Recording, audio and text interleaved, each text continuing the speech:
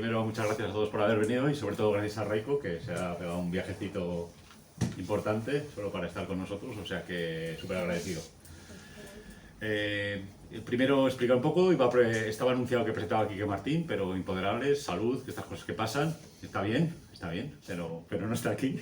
O sea que presento yo lo que es un privilegio semi inesperado, pero me hace mucha ilusión presentar a Raiko porque es un autor al que admiro y que además siempre, de eso hablaremos ahora, siempre creo que propone trabajo en su obra. No es una obra que se pueda leer rápido, que se aprecie todo en una primera lectura. Yo creo que son esas que con más tranquilidad te lo tomas, más jugo le sacas. Hablaremos de eso, a ver si es tu intención, te ha salido sin querer o le parece bien o mal. Aquí vamos a hablar de Saquen sus muertos, que es una adaptación. Que no es tu primera adaptación, pero es una adaptación. Es una novela de Claudio de la Torre, que en mi ignorancia tengo que decir, autor completamente desconocido para mí. Pero la mía también hasta 2019 y la de todo el mundo. Pero vamos a ver de dónde sale este personaje y primero, por qué te interesa adaptar, segundo, por qué te interesa adaptar una novela de Claudio de la Torre y luego si lo que te interesaba no era una novela de Claudio de la Torre, sino esta novela y por qué. O sea que ya con esto ya tiramos un ratín. Vale, adaptar porque en 2020 publiqué un libro que se quedó en el ámbito autonómico, que es Ida y Vuelta, que exigió un montón de trabajo para hilar el guión. O sea, es una biografía de un personaje que tiene un cuerpo interesante de obra, así que hubo que leer bastante, hubo que además armarlo para darle algún tipo de personalidad y que no fuera simplemente, bueno, una sucesión de hechos. Y ese guión fue interesante, es decir, hubo mucho trabajo y yo según lo terminé dije, no, el siguiente ya directamente adapto. Porque primero no soy un escritor natural, me cuesta mucho escribir, me cuesta mucho tener la confianza en lo que escribo como para invertir 2-3 años de mi vida en hacer el TVO. Y además es un proceso que suele ser bastante duro porque esa inseguridad y esa desconfianza está todo el tiempo. O sea, yo en LAMI estoy trabajando 3 años y son 3 años en los que estoy pensando, la voy a cagar. No se va a entender o no tiene ningún tipo de interés o qué sentido tiene hacer esto. Pero bueno, cada vez es lo que hablamos esta mañana, ¿no? Del ego también del autor, que los que nos dedicamos a esto, pues queremos enseñar lo que hacemos y ahí eso es bastante fuerte generalmente. Entonces lo tenía claro, acabé en 2020, con su correspondiente pandemia, paternidad, oposiciones, bueno, la vida, ¿no? Que pasa un poco por encima de todo. Y ahí no escribí absolutamente nada y lo que empecé es a leer mucho, intentar buscar algo que fuera adaptable primero, porque creo que todos los libros y todo el material no es adaptable, y segundo, que tuviera algún tipo de interés. Empecé con autores canarios porque no tenía ni idea y es un debe que aún he leído algo más de 2020 hasta acá, pero ahí tenemos autores que son muy interesantes. Agustín Espinosa, ¿no? Con esa gran novela que quizás sea la más potente a nivel nacional como novela surrealista, que es Crimen, no sé, Tristeza sobre un caballo blanco, o sea, hay material muy potente en Canarias. Y le pedí a un amigo que es muy lector, que es bibliotecario, que me diera un listado de los libros que él consideraba que eran sus favoritos, ¿no? Entre literatura canaria. El primero fue El verano de Juan el Chino, porque él es bibliotecario, pero viene de historia. Y nada, me lo leí sobre la marcha y dije, este es el libro. Luego seguí leyendo más libros, ¿no? Pero esto lo tuve súper claro desde 2019, que es pre-COVID. Eso es luego ir leyendo, ir haciendo relecturas, ir analizando el texto, haciendo anotaciones, ver lo que puedo quitar, lo que puedo aportar, si tiene sentido adaptarlo o no, que no se convierta en una especie de resumen de un libro, sino que sea un producto cultural que sea totalmente distinto. Y ya me embarqué en él medianamente en serio, creo que hacia 2023 o así empecé a montar ya los PDFs y tal para empezar a moverlo primero por entidades, ¿eh? O sea, en el inicio de todo está el intentar conseguir algún tipo de dinero, algún tipo de financiación de entidades públicas canarias, porque cuando adaptas, evidentemente, las posibilidades de ganar algo con un libro son muy limitadas, se limitan a la venta del libro, ¿no? Cuando es obra original, tú sabes que siempre puedes vender derechos, ¿no? Audiovisuales y hacer otras cosas, pero en el caso de adaptaciones, pues es la venta de libros y que justifique 3 o 4 años de trabajo, pues tiene que haber una entidad por ahí que ponga el dinero. como Fernando sabe, que no sé si sabe, hubo una entidad canaria que se interesó, a raíz de ahí hablé con Astiberri porque tenía cerrado esa parte. Tonto de mí, la entidad canaria después de que había firmado con Astiberri desapareció. Hoy, o sea, la persona con la que hablé, el político, dimitió al poco, al par de semanas, porque hablaba de la carnavalización de la cultura, que es una cosa que en Canarias es como muy potente, que es que todo el presupuesto se va a carnavales y viene Maluma o viene tal, y de repente hace un concierto gratis y tal, y se te van 15 millones del presupuesto, de todo el presupuesto del ayuntamiento. Y este hombre dimitió, pero en realidad dimitió porque ya estaba la Fiscalía Anticorrupción detrás de la entidad, que es una especie de subcontrata, ¿no? Estas entidades que se generan, que parece que son semipúblicas, detrás de esa entidad que es la Promoción de Cultura de Gran Canaria. Y nada, yo estoy súper contento leyendo los periódicos. El caso se llama Caso Balca, por si alguien con V, si alguien quiere hacer el seguimiento.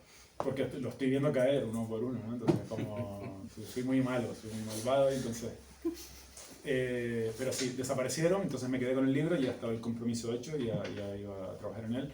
Y luego, a base de retrasarme en la entrega, que es lo que suelo hacer, apareció estas ayudas a la creación del ministerio y salvó a esa parte económica, ¿no? Pero vamos, la intención era eso, de adaptación por el tema de no meterme otra vez en un guión original, que es un proceso muy duro, que es lo que estoy intentando volver a hacer, pero lo intentaré de manera así más consciente en verano, y quitarme esa parte. O sea, lo hice con Galdós, que es inmejorable el material, o sea, es un autor que no va a fallar, y lo hice con Claudio de la Torre, que si se acercan a su obra también se darán cuenta de que no va a fallar. Él tiene 2 premios nacionales, uno en el 24 con La dictadura de Primo de Rivera, y otro creo que es en el 44, puede ser, o el 45, que es el gran libro de él. O sea, su gran libro es Alicia al pie de los laureles, que es una novela así más decimonónica y tal. Y este libro es su última publicación, es del 71, él fallece en el 73. La nieta lo que me decía es que él tenía mucha tecla con su marido, de la nieta, y le comentaba que le estaba resultando muy duro, ¿no? terminar el libro, porque está bastante enfermo. Y el libro tiene esa urgencia, un libro que apenas tiene 110 páginas o así. Él había trabajado, él fue el que dirigió la filial de la Paramount en España, estuvo primero en Francia y luego en España. Había dirigido unas cuantas películas, había hecho un montón de guiones, El Sol y luego también a Cuatro Manos, con lo cual su escritura sufre una evolución hacia una escritura que es más decimonónica, una escritura que es mucho más visual y mucho más directa, ¿no? El libro directamente es acción y es diálogo, o sea, apenas hay muy poca descripción, incluso de los personajes. Los personajes prácticamente tenía todo el campo abierto para hacer lo que yo quisiera, también con los escenarios. Y esos son personajes que interactúan entre ellos y son los que hacen avanzar la historia. Luego está que me parece interesante sobre todo la parte del contenido, ¿no? También la nieta del autor, que fue la que me dio el permiso para adaptar, me comentaba que ella cuando era, ¿no?, más joven y tal, una primera lectura se quedó como con el romance, ¿no? Que parecía una historia de amor imposible y tal. Una lectura un poquito cuando era un poquito más mayor ya se dio cuenta de que el tema estaba en la condición humana y una crítica social así como muy fuerte. Y ella dice que el gran punto del libro, que está encantada, es un aspecto que quizás no descuida, pero que no aparece tanto en el original, que es el tema de la enfermedad, de la suciedad, del hambre, es decir, la presencia de la muerte todo el tiempo. Y bueno, esas escenas que son mías, que no aparecen en el libro, de gente cazando ratas, cazando palomas y tal. Porque eso no está en la novela. No está en la novela. Sí, hay muchas cosas que no están. Igual que cuando vamos caminando por... Ahí fue también mi revancha en contra de todos esos grandes nombres en Canarias, cuando van caminando por la calle y se ponen a nombrar casas y tal, apellidos, son apellidos reales. Bravo de la Una lo conocerán todos, supongo, ¿no? No sé, uno del PP de su momento. Y ahí, bueno, mi particular venganza contra todo el ecosistema ese, que es el que controla un poco el cotarro. Él pertenece a ese ecosistema.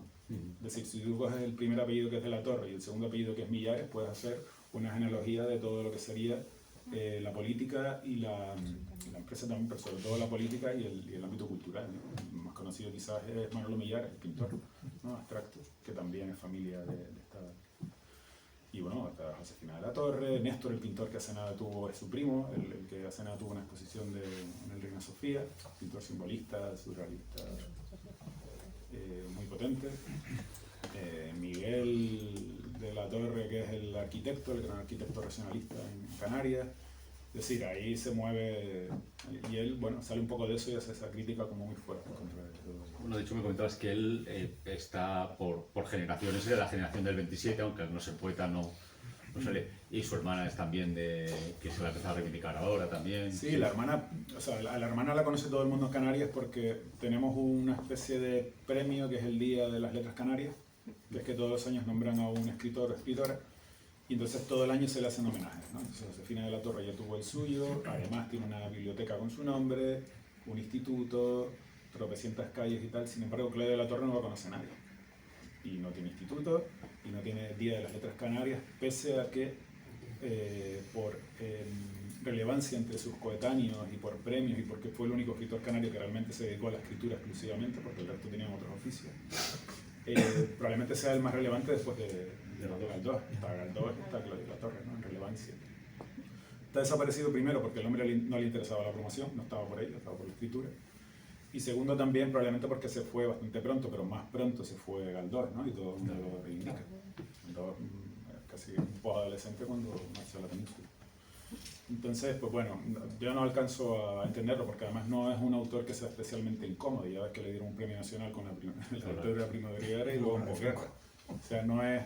Y Canarias es un sitio que es bastante conservador. Es decir, no es molesto para nadie y es una buena familia. Yo no sé exactamente qué es lo que sucede, pero hay un par de divulgadores que llevan un montón de años intentando que se reedite la obra. Por fin el año pasado están sacando las obras completas. Y es un autor, bueno, no sé, en teatro él dirigió el Teatro Nacional. Y tiene obras como Tic Tac, que son el origen de la vanguardia, con la escenografía que le hizo Dalí, y con Buero Vallejo diciendo que es como una especie de maestro y que su historia de una escalera se basa en el primer acto de Tic Tac, por ejemplo. Entonces es alguien que tiene un peso que es evidente, que no se puede ocultar, pero nadie lo conoce. Es una cosa muy rara. Bueno, está claro entonces la importancia de Claudio de la Torre, Sí. pero me imagino que a la hora de elegir la obra no es tanto por quién sea su autor, sino porque viste algo en él, y yo creo que ya nos has dado unas claves. Una Sí, es la obra. cómo lo trabaja, que te deja el visual muy abierto, ¿no? Sí. Y que avanza la historia. No, y el tema también, me imagino que te O parece. sea, es la obra. Yo todo esto que les estoy contando de Claudio de la Torre, toda esta es información que sale a posteriori. Es decir, yo luego empiezo a investigar y empiezo a alucinar y empiezo a mirar un poco y a contactar con la gente que lo conoce, o sea, que conoce su obra de verdad, y a pedirles documentación, y empiezo a informarme también cosas que no tenía que hacer porque en realidad está toda la historia y no es real, sobre la pandemia real que sucede en Gran Canaria, que es un poco en lo que se inspira, y a ver los diarios, lo que dicen en los periódicos, y a ver diarios de médicos también. Es decir, hay mucha búsqueda de información, pero siempre es posterior, sobre todo para buscar el tono, ¿no? Para buscar algo que no esté en la obra, sino poner algo de fuera en ella. Pero vamos, lo que me atrae primero es la obra. O sea, yo la leí y dije, bueno, este es el libro, porque es que además en extensión, porque hacer cómic es muy complicado, es muy duro, y entonces yo intento hacer obras que no sean muy largas, ¿no? Nela me costó la vida y tenía 168 páginas. Las demás son así 90 páginas, 100 páginas, 80, que creo que es el formato en el que yo me muevo bien, no es un formato álbum que se me queda corto, pero no es el novelón gráfico este de 200 páginas que se me haría, vamos, estaría dibujando hasta el 2040. Sería tu última obra. Sería la muerte, sí. Me interesa, ahora que has citado Nela, la comparación cómo tiene 13, has estado hace más de 10 años que hiciste Nela. Sí. Tú como autor evidentemente 10 años de Lamia, pues sí, desde 2013. Sí. has ido evolucionando, vas aprendiendo, ¿Cómo es? Ahí tú te notas como que adaptas de manera diferente en Nela de Saquen sus muertos, o sea, usas más o menos el mismo método, ya en este te sientes como más libre para cambiar, no cambiar, te ves muy parecido en las dos. Yo creo que la estructura. soy evidentemente el mismo autor, pero es imposible no modificarlo. Yo creo que cada vez soy más, o sea, voy más al grano, condenso más información, cada vez hago elipsis que son un poquito más arriesgadas, ¿no? El riesgo está en que se entienda. Creo que manejo también mejor, yo creo que es una cosa que hice con Lamia, que el libro tuviera dos lecturas, ¿no? Para el lector circunstancial que aparece, compra el libro y que lo pueda entender y que lo pueda disfrutar, y luego otra lectura para el lector que está como, ¿no? Como los cafeteros, que encuentren cosas que sean sofisticadas de narración y tal, y que aporten. Yo creo que en ese punto sí que hay más síntesis y tal, pero a la hora del dibujo será también por el entorno, ¿no? Porque Socarte es como también esa tierra, ese pueblo minero y tal, se parece mucho a esta especie de recreación de isla atlántica inspirada en Gran Canaria. Como son paisajes naturales y el dibujo más orgánico, pues ahí el dibujo quizás se acerca más a Anela que a Lamia. Pero sí, vamos, es un proceso totalmente distinto. Además, esto fue muy fácil de adaptar con respecto al 2. Al 2 sí que había que hacer una poda, porque el Marianela es un libro del 78, de 1878. Un Galdós joven que todavía, vamos, como muy redicho, ¿no? O sea, se gusta a sí mismo, claro, escribe, sobreescribe, e interrumpe incluso una voz de narrador que interrumpe de vez en cuando. Tiene una carga melodramática un poquito más fuerte, ¿no? Un poquito más intenso, sobre todo la parte final que llega hasta ser ridículo, ¿no? La parte final de Marianela, el que lo lee hoy, que ella se está muriendo, se despierta, luego se sigue muriendo, luego se vuelve a despertar y es como, tío, pero mátala ya o habla con ella, ¿no? Se vuelve. Entonces yo todas esas partes es donde, bueno, yo creo que soy una persona como menos emocional, o busco, soy bastante emocional, pero soy menos emocional en el trabajo, busco que sea una cosa como muy seca y que sean los hechos y las acciones los que tengan esa carga, ¿no? No forzarlo, no poner primeros planos de cara. Y creo que aquí está más o menos está bastante conseguido. De hecho, cuando hay algo como muy emocional intento siempre como alejarlo bastante. De hecho, en él hay algo más de caricatura o de trazo caricaturesco que aquí.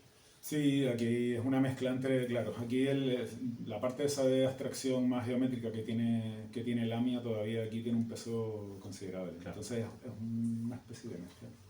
Es muy difícil, es muy distinto por la parte orgánica, por la representación del polvo, del páramo, de la luz. Es un libro que parte del blanco cuando Lamia partía del negro, ¿no? Y eso también marca la manera en la que está diseñando.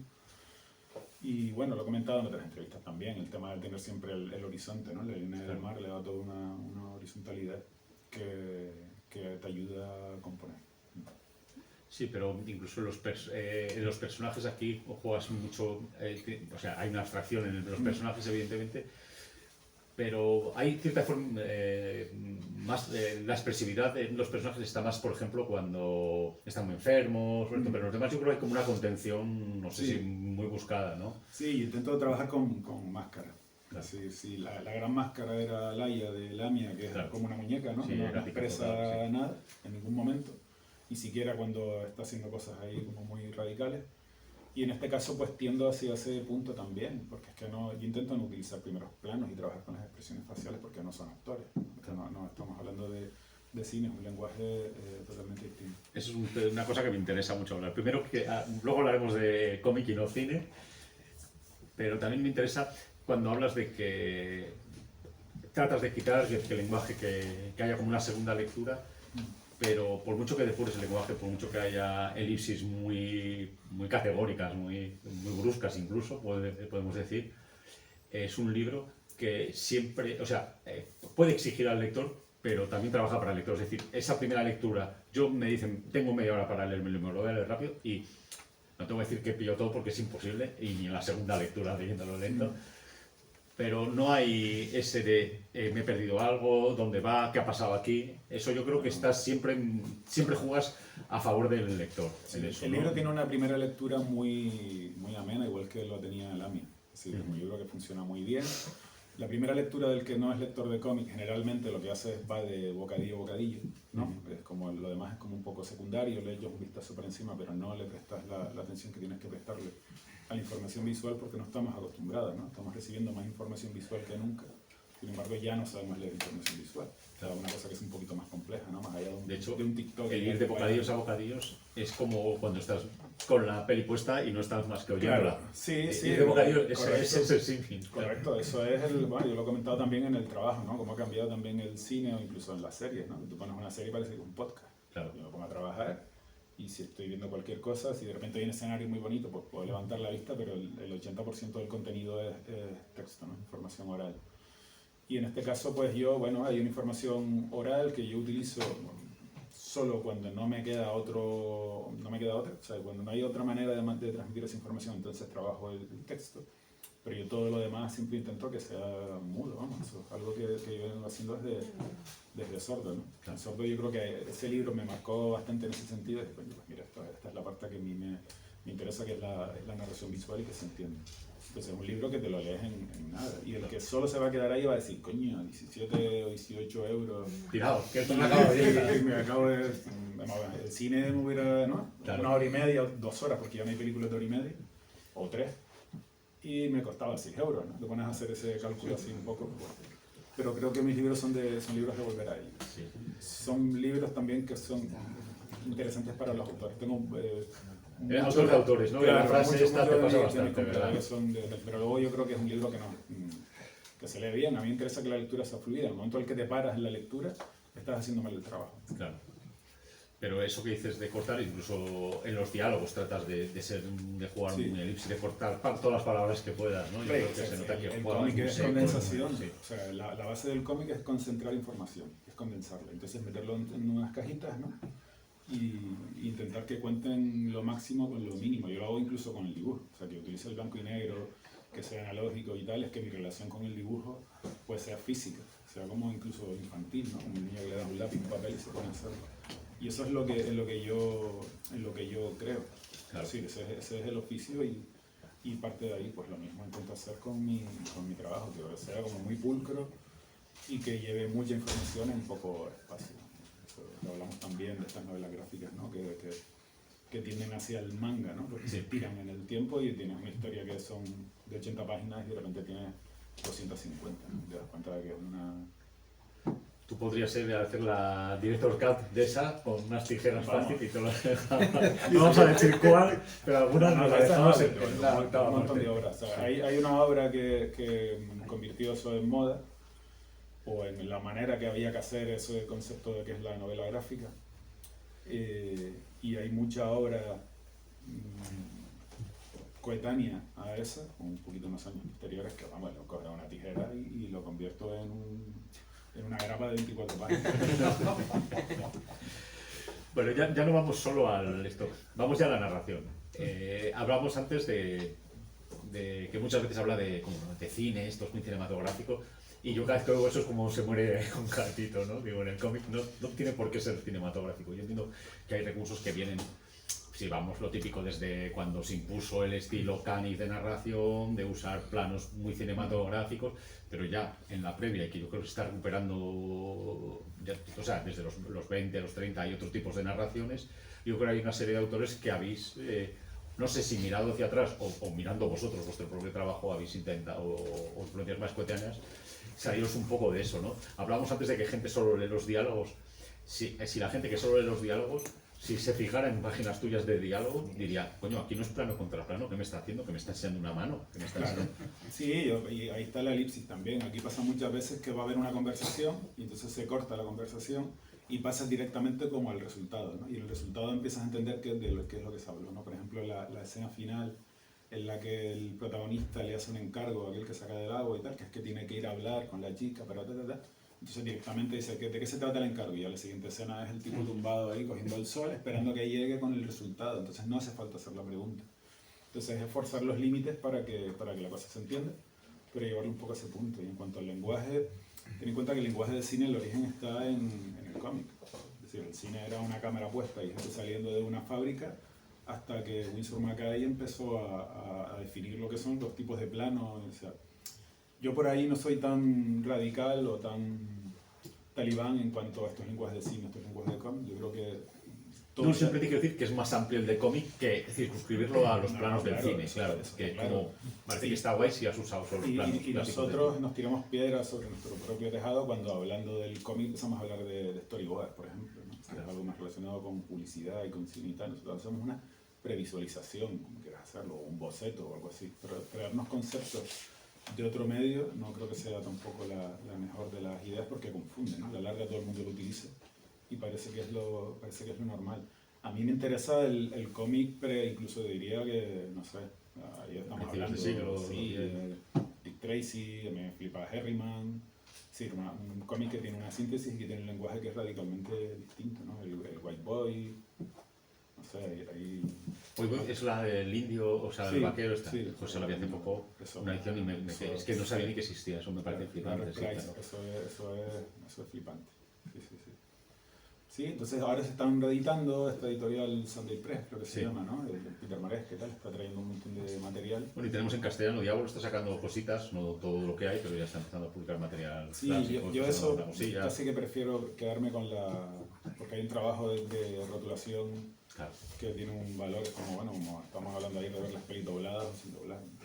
Hay un trabajo que Herriman no lo puede traducirlo. Que traducir, bueno, eso es como traducir poesía, ¿no? Que tiene un lenguaje tan propio que Claro, puedes hacer pero no, aproximación. no solo el lenguaje, es que la letra es dibujo. Sí. O sea, yo por ejemplo en este, que es algo que no había hecho antes, utilizo la misma plumilla para la rotulación que para el dibujo y eso se nota, porque tiene un peso distinto, ¿no? El Lamia no lo hice, no lo había hecho antes, siempre rotula a mano, pero siempre utilizaba dos herramientas distintas y siempre había ese pequeño salto.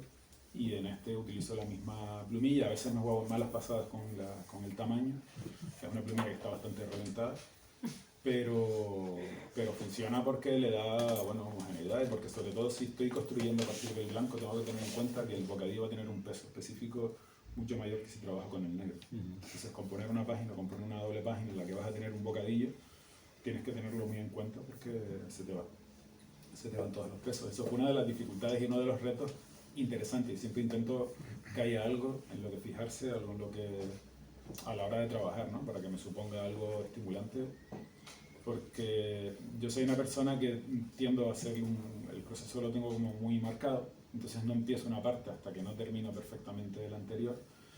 Y eso significa que cuando tengo la previsualización y tengo más o menos el guión y tal, luego se me convierte en un trabajo como muy aburrido, muy monótono. O sea, tienes que darte a ti algo que te haga. Tengo que hacer algo con el que sea dibujo, interesante porque trabajar. yo sé lo que va a salir del dibujo, más o menos eso lo tengo controlado. Eso es como ir a la oficina. Y claro, de un proceso ir a la oficina 2 años, cuando tú tienes ya todo en tu cabeza y tal, y es simplemente hacer la traducción para que lo pueda tener el público, es un esfuerzo considerable. Interesan dos cosas. Una, has hablado ya varias veces de que en este partes del blanco y en la mía partías del negro. ¿Cuándo te das cuenta de que uno es de una manera y el otro es de otra? Hombre, en la mía hay muchos interiores y de Barcelona y es modernismo y tal, con lo cual es un cómic que es verticalidad todo el tiempo.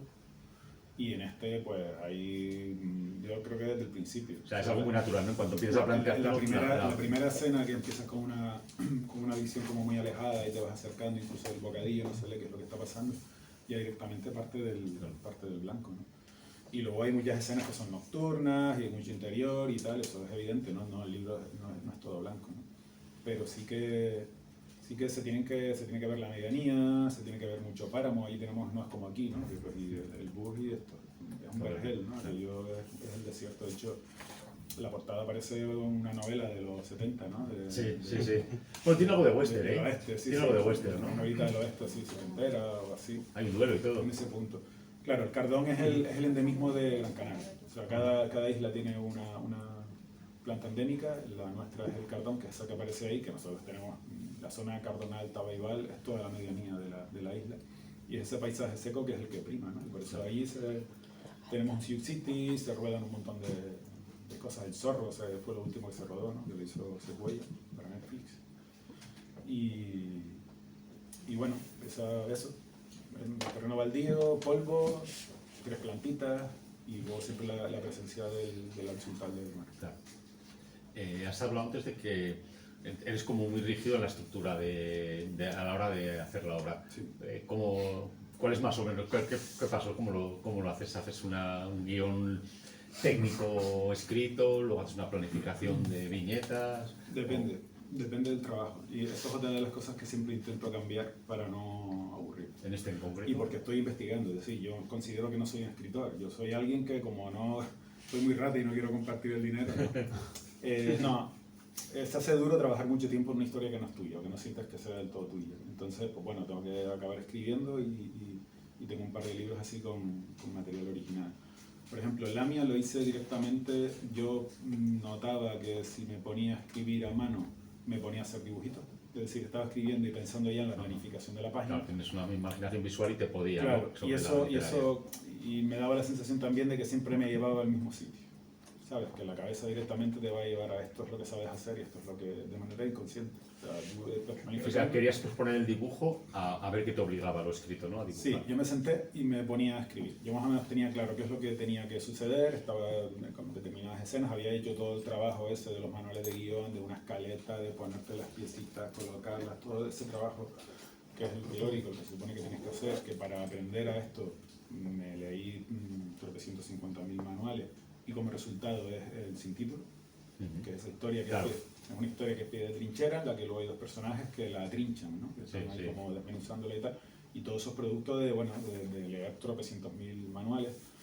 Pues bueno, hice todo el proceso, pero luego a la hora de escribir, por ejemplo, cada una de las escenas lo que hacía era escribir mucho, sobreescribir. Me ponía a escribir ahí una parrafada literaria de lo que tenía que suceder y tal, y lo mismo con los diálogos, y empezaban a dialogar y hablaban un montón. Y luego eso en la siguiente lectura lo que me daba, eso de lo que me aportaba era el tono, es decir, la dirección de la escena para tenerla como muy clara y el tono de lo que tenía que suceder, pero luego a partir de ahí hay una poda brutal, una poda que llega hasta la parte final. Entonces, Lamia, por ejemplo, hice todo el guión en ordenador, es decir, tecleando para no coger el lápiz. Luego directamente fue a la parte de previsualización, lo puse todos pequeñitos y ya empecé ahí con una poda, que ahí sí la poda es a mano. Y luego ya empieza la fase de construcción. Entonces, cojo el formato de reproducción y me pongo a hacer dibujos de construcción, que son los que luego voy calcando y calcando hasta que tengo algo que medianamente me gusta. Eso aquí cambio un poco. Eso lo escaneo, lo imprimo en azul en el formato en el que voy a trabajar, que era un DIN A3, y por ahí hago el original. Entonces, debajo del dibujo hay unas cuantas capas de construcción. Y eso yo creo que se nota. ¿Y haces todo el libro, haces escenas, vas página a página? No, yo empiezo por la página 1 y acabo por la última, pero lo que te digo son compartimentos estancos. Yo aprendí lo más interesante que aprendí cuando conseguí la beca de Angoulême. Tuve unos meses en la Maison des Auteurs, que es ese edificio, ¿no? de trabajo con un montón de autores internacionales y que tienen las puertas abiertas para que todos nos podamos mover por los talleres. Yo lo que aprendí es que mi proceso era el más aburrido de todos los que estábamos ahí, porque todo el mundo dejaba bastante margen a la improvisación. Pero también percibía que eran como contadores de historias naturales. O sea, a mí me gustaba mucho leer y tal, pero a mí lo que me gustaba era dibujar. Nunca me planteé, voy a contar historias ni tal. Empecé a hacer historietas cortas para los concursos autonómicos y tal, porque era una manera de ganar dinero y me funcionó. Pero estás mezclando, hay tres cosas ahí. Sí. El contador de historias, Sí. el narrador y el dibujante. ¿Tú te ves dibujante o te ves narrador? O sea, dibujante de... No, sé si yo me considero un autor completo al que le cuesta mucho. No, pero, o sea, lo que te sale natural es dibujar. Lo que me sale natural es contar con imágenes. Eso, porque no solo dibujar, ¿no? Pero la parte que no me sale natural es tener argumentos. Ya. Es decir, tener algo que contar y producirlo y hacer el guión y que funcione. Y bueno, siempre es muy fácil, ¿no? Empiezas a partir del final y tienes un final como muy potente, luego te vas al principio que tiene que ser un arranque muy fuerte, pero luego te quedas en lo del medio. Es lo complicado. Pues esa parte me ha costado sudor y lágrimas intentar hacer algo medianamente... Yo cuando le decía en la presentación de Lamia, que estaba con David Muñoz, que es un guionista de cine, televisión y tal, me hizo la presentación hace un montón de tiempo en Molar, en Madrid. Yo decía que este era mi cómic como más académico, ¿no? Y alguien me miraba descojonado, es académico, es decir, si es una marcianada. Te lo hubieran echado, ¿no? En cualquier Claro, escuela de guiones. yo en mi mente estaba como súper estructurado y tal, y que va. Pero bueno, tiene ese punto que a mí me interesa. Pero sí, yo no me considero, no sé, a mí me cuesta la vida escribir, y me encuentro súper orgulloso de lo que más orgullo tengo es de la historia. Es decir, aparte de eso, precisamente por el esfuerzo. Pero allí en Angoulême todo el mundo improvisaba. Es decir, tenías más o menos una dirección de lo que querías hacer, pero ibas todos los días, tu planteamiento era voy a hacer una página y la página, ¿sabes? Y eso es un incentivo para ir a trabajar porque no sabes qué es lo que va a suceder. Para ti eso era imposible, ¿no? Inviable. Inviable. Yo no puedo trabajar así, lo he intentado, pero lo que salió es un churro. Entonces, pues, en vez de 5 años, puedo estar 20 años y no terminar. Puede ser el siguiente Romeo muerto. De eso la ventaja de trabajar con una obra, ¿no? Que sí, hombre, esa claro. has quitado ahí un... No, tienes seguridad. O sea, yo con Lamia, todo tiene inseguridad todo el tiempo. Y son años de inseguridad. Y luego sales y estás así, uff, me pasó algo, uff, no tal, uff. a ver si no pillan, a ver si... Y con esto, Pero aquí esto es infalible. que ya tienes una estructura que sabes que funciona, que tienes el permiso de sus descendientes para... Que está muerto el tal, con lo cual... Eso también da ventaja. que Supongo está- que tranquiliza un poco más. No es lo mismo que se queje la nieta que se queje de él. No, la neta no se va a quejar, pero bueno, tienes a un autor y si está muerto es genial. Pero, que los autores estén muertos está genial. No Esa sé es decir. la frase. No, pero sí que no tener que negociar, joder.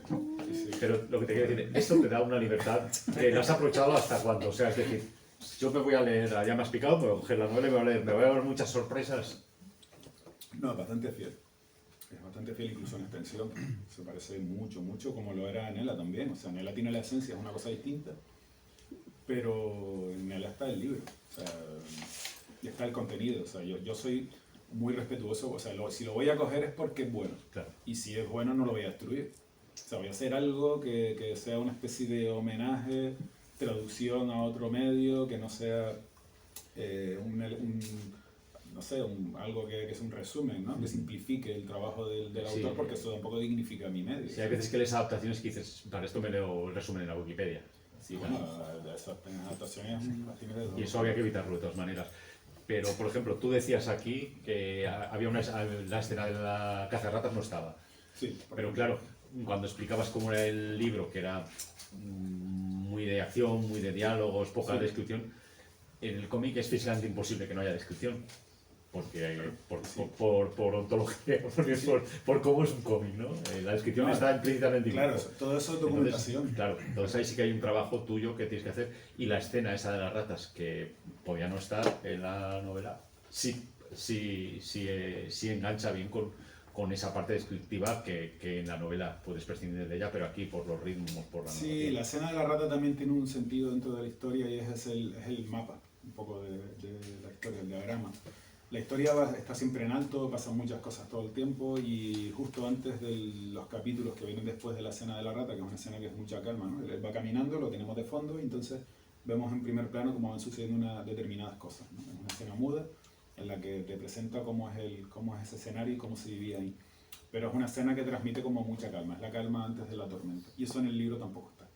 Él es tormenta, tormenta, tormenta, tormenta todo el tiempo, es un libro que va siempre así. Y a Tú veces ves que necesitaban el cómic claro, por necesitas respirar, ¿no? parar para Parar. hacer un arranque y que la cosa funcione. Digo, son 100 páginas y ahí es una novela rural, es una novela urbana, hay un montón de muertos, se habla de inmigración y del trato de los inmigrantes, de la enfermedad, de clases sociales. Es que a eso iba. No he querido contar mucho porque no sé si lo ha leído todo el mundo del guión y porque no es necesario, porque creo que hay muchas cosas interesantes. Pero temáticamente es una obra que juega a muchísimos palos y que eso, bueno, sabéis que hay una especie de peste, hay una plaga o hay algo y se muere mucha gente. Eso lo sabéis, aunque no lo hayáis leído, porque eso está muy claro. Y me fascina cómo eso es actual, no solo por el COVID, que esto lo empezaste a planear pre o post, ¿no? No, la novela la leí y tenía la certeza de que era mi siguiente trabajo en el 19, pero yo hasta el 20 no acabé ida y vuelta. Ahí estaba ya en la parte de dibujar y ahí la cabeza la pude liberar, porque yo cuando escribo es como una especie de obsesión. O sea, solo puedo estar escribiendo determinado tiempo porque me volvería loco. O sea, estoy como hiperconectado, toda la información que me llega de repente se puede convertir en algún puzzle para la historia. El puzzle que lo resolvió todo en Lamia fue una casualidad, ¿no? Yo odio la frase esa de Picasso, ¿no? Que la musa te coloca trabajando y tal, sobre todo de Picasso, ¿es, no? Sí. Que, sobre todo porque el hombre estaba todo el día, trabajaba poco, ¿no? Yo Sí. creo, o trabajaba mucho, trabajaba muy rápido. Lo que querías que en esos pequeños Estaba momentos en los que desarreglado. estabas trabajando que le pillaran. Sí, habría que ver que llama el trabajo también. Pero bueno, pero el elemento principal de Lamia apareció porque estaba currando, en mi mente era un personaje femenino, estaba embarazada, tenía el gadget ese que es muy Dick Tracy, ¿no? De tener un malo que tiene una barriga ficticia en la que esconde y hace una muda de ropa y tal, tenía eso era como muy, muy pulp lo que quería hacer. Pero de repente escuchando la radio, escucho a una ex guionista del programa de Elena Francis, ¿no? Y empieza a contar y tal, y de repente se me armó el libro. Claro. Y si yo no estoy escuchando la radio, me hubiera salido una cosa totalmente distinta y no hubiera ganado el premio, porque lo que hace que ganes el premio es que lo metas, ¿no? En posguerra, que hablas de la situación de la mujer y tal, y todo eso surge de una casualidad. ¿Tú crees, tienes claro por qué hay que Entonces, ganar el premio? Claro, y no, yo no, claro, no, clarísimo. Primero no lo entendieron. Y después toca determinados palos que son los palos que, bueno, que tienes que tocar, ¿no? Para tener algo tal. Yo, no es mi intención, apareció de una manera tal, pero no sé si me... vale, ok. Bueno, que estoy hiperconectado y eso requiere un montón de energía y entonces estoy hiperconectado durante poco tiempo. Claro. En estos casos, pues ya con el de ida y vuelta ya estaba en fase de dibujo, ahí ya no estoy, ahí ya es oficina, ya la cabeza me está pidiendo leer ahí es oficio, y ¿no? empezar. Claro, ahí es oficina, es decir, yo lo tengo todo ya y es traducir lo que está en pequeñito en hacerlo un poco más grande, no requiere demasiada concentración. Requiere concentración manual, física, en el dibujo y tal, pero me puedo permitir leer, estar pensando en las historias, lo siguiente que voy a hacer. Así que el de origen está en 19, no salió para el 20, evidentemente, y yo creo que afortunadamente, ¿no? Ya, mejor, sí, no, yo creo que hubiera sido... Yo creo que hubiera sido un desastre. Sí. Y ahora, bueno, aparece ahora y se da la casualidad esta de que tenemos la movida. El libro es muy actual, ya no por lo de ahora, lo del antivirus allí, que es que parece que han leído el libro y dicen vamos a hacerle un homenaje a Raiko, que a ver si vende más. Pero, la promo, se ha pasado con la promo. Se me fue de las manos. Habéis metido mucho dinero ahí, pero no solo eso, yo creo que es una obra hiperactual, ¿no? Es que no hay... Bueno, también son temas que son siempre actuales, ¿no? Pero no sé si es que ahora, porque estamos más sensibles, pero la sociedad, bueno, la representación de los extranjeros también, es que es flipante. Sí, yo creo que es atemporal. Y hay iba a decir una tristeza, pero no es una tristeza, es una certeza de que las cosas no cambian, por mucho que esto de saldremos mejores del corona, sí. Pues aquí es lo mismo, es como saldremos mejores. Y ni el pobre Juan, que le estaban prometiendo, ni el oro ni el mono, le estaban prometiendo migajas, que sabía que no iba a haber ni migajas. El problema casi ya no solo digo la historia del amor, el problema somos nosotros, no somos el virus, ¿no? Sí, eso. Sí, que lo malo, el virus es lo menos malo. Claro, bueno, es una historia que es atemporal. Yo creo que Claudio de la Torre también lo tuvo súper claro, y entonces lo ubica, no hay un tiempo determinado. Él se inspira en una pandemia real en Gran Canaria, una epidemia. En esa epidemia real fallece el 20% de la población de la capital, que es donde se concentraban todos los casos. Eso es una persona de cada 5 que se muere, que tú conoces. Y entonces él utiliza unos artículos de un personaje muy conocido en Gran Canaria, que es un astrónomo, que sacó en los 60, que se llamaba Un siglo de pandemias, explicando las distintas pandemias. No es la única, ha habido varias pandemias en Canarias, por el tema del contacto y los barcos y tal, no tiene ese puerto internacional.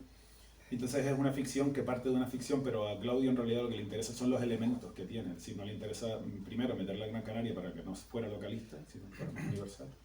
Y a lo que le interesa es que sea un entorno cerrado, que haya un grupo de personas, que haya un entorno de una crisis como muy fuerte y tal, y ver cómo reaccionan, ¿no? Un poco ese rollo de Gran Hermano, de ponerte por encima, sí. Colocar a 2 o 3 personajes en una situación como muy extrema y ver cómo reaccionan. Y la realidad es que siempre reaccionamos igual. Sí, no es de sorpresa esto. No, yo alguna vez... Es de desolación, puede ser, pero no de sorpresa. Claro que hay una cierta misantropía y tal, pero en realidad es bastante realista. Es decir, nos comportamos siempre igual. O sea, me han pasado ya unas cuantas viñetas del libro en las que aparece hablando de que no podemos dejarlos entrar y no sé qué, y los recibieron con el cañón del tal, y luego está Clavijo, que es el presidente tal, diciendo que no van a fondear, que no van a entrar, que fondean.